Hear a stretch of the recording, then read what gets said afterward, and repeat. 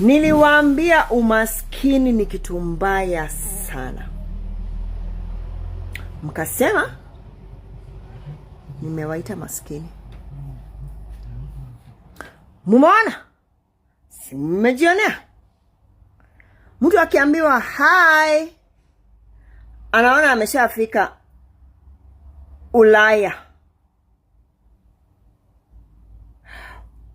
Utajiri inaanzianga hapa kwa akili.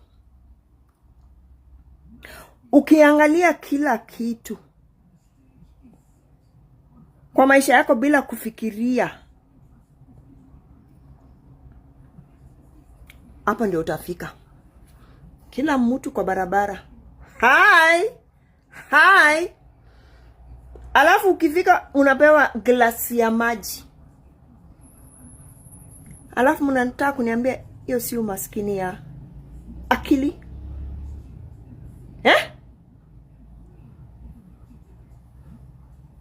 Yaani mkiona tu msungu, mumeona mmefika Ulaya. Hata wengine wenyu mmeshaanza kupangia harusi. Niliwaambia umaskini ni kitu mbaya sana. Mimi kwa hii maisha, kama kuna kitu naogopa, hata si ugonjwa, umaskini. Kwa sababu umaskini itakufanya ufanye the most desperate things utawaiamini.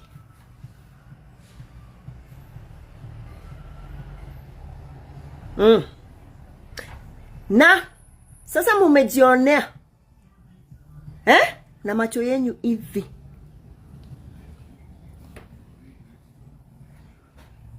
Hii ni aibu gani kweli? Na vile hapa mmekuwa mkituambia sisi ni wazee, si basi wacha tukae na uzee wetu, lakini tuko na heshima jamani. Nikipita huko kwa barabara naheshimika. Sasa mimi niambie, imagine kama huyo ni sister yako, ni mama yako, ni mtoto wako. Hiyo ni aibu gani? Na mnataka hapa kutuambia vile tutaishi maisha yetu.